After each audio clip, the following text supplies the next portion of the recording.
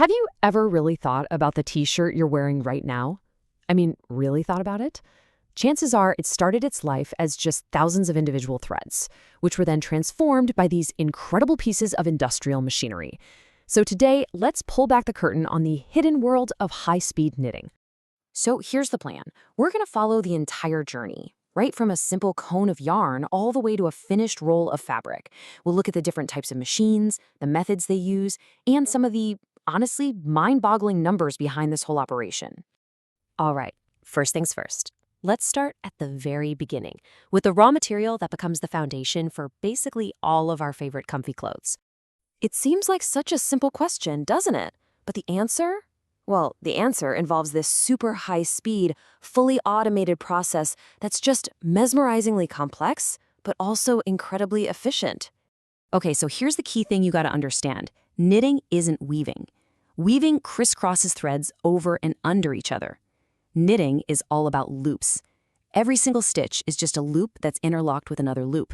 That's what gives knitted fabric its signature stretch and comfort. So the whole process kicks off by preparing the yarn, making sure it's strong and consistent. These huge cones of yarn are then loaded onto this massive rack. It's called a creel. From there, hundreds of threads are fed into the heart of the machine, where literally an army of needles works in perfect sync, looping all that yarn into a giant, continuous tube of fabric. Now, this is where things get interesting. Once that yarn enters the machine, it can basically go down one of two very different paths. And the direction of those loops, it defines everything about the fabric that comes out the other end. And this right here is the fundamental difference. Think of weft knitting kind of like knitting by hand. You've got one long, continuous thread building rows horizontally. That's how most of our t-shirts are made. Warp knitting, on the other hand, is totally different. It uses tons of parallel threads all looping vertically at the same time. This structure is what makes the fabric incredibly resistant to getting runs or ladders. So let's dive into weft knitting first, because it's the most common method for the clothes we all wear every day. This is really where the magic of mass-produced clothing happens. The circular machines are the real workhorses of the industry. They're the ones spinning out those endless tubes of fabric that are just perfect for t-shirts, underwear, you name it. Flatbed machines, though, are more like 2D printers for fabric. They create flat, already shaped pieces, like the panels for a sweater or the collar for a polo shirt.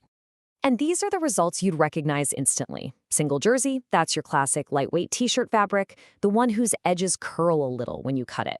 Rib stitch creates that super stretchy, thicker material you find on cuffs and collars that needs to snap back into place. And then there's interlock, which is a denser, sort of double-sided knit that gives more weight and structure to things like blouses. All right, let's switch gears and talk about that other path, warp knitting.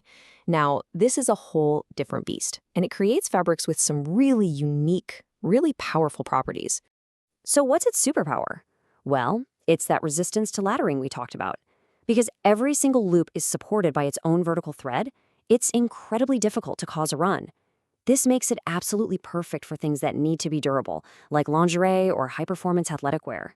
The two main players here are Tricot and Rayon. Tricot is all about that soft, smooth, drapey feel, which is exactly why it's used in lingerie. Rayon knitting is way more versatile. Because it can create these complex, open-work designs, it can produce everything from the most delicate lace to super heavy-duty industrial netting. But, just creating the fabric is only step one. To get that perfect feel, and more importantly, to make sure it doesn't shrink on you after the first wash, it has to go through a pretty intensive finishing process. So this raw fabric gets washed, dyed, and treated with softeners. It gets inspected inch by inch for any possible defect. But the most critical step of all is stabilization. This is what locks in the fabric's dimensions so it doesn't get all warped and weird after you wash it. And the hero of this whole stage is the compacting machine. You can think of it like a giant, highly sophisticated industrial iron. It uses a precise combination of steam, pressure, and heat to give the fabric its final, stable shape and that soft touch we all want. So first, the fabric is fed in and aligned perfectly. Then, it's moistened with steam to prepare it. After that, it enters the main compacting unit, where it gets squeezed between these thick felt pads and super hot rollers. This is what compresses the loops. Finally, the edges are trimmed, the final width is set, and it's ready to go.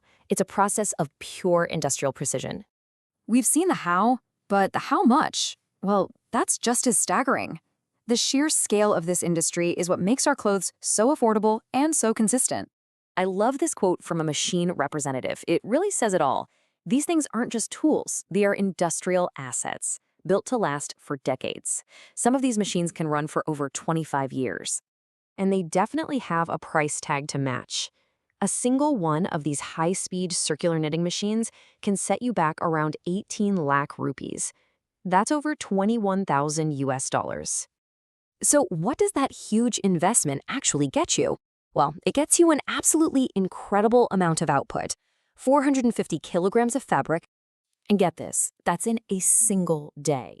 Nearly half a ton of t-shirt material from one machine, running around the clock. The efficiency is just on another level. So, at the end of the day, why does all this industrial stuff matter to you and me? Well, it's that massive scale and automation that makes our clothing affordable. It's the precision that ensures your new t-shirt feels just like your old favorite. And it's the constant innovation that's always pushing the boundaries of what our clothes can even do. And all of this leaves us with a really fascinating question for the future. You know, with the rise of seamless technology and true 3D knitting, we're heading towards a world where a machine could produce a whole sweater as a single, complete item. No cutting, no sewing. What does that future of fashion even look like?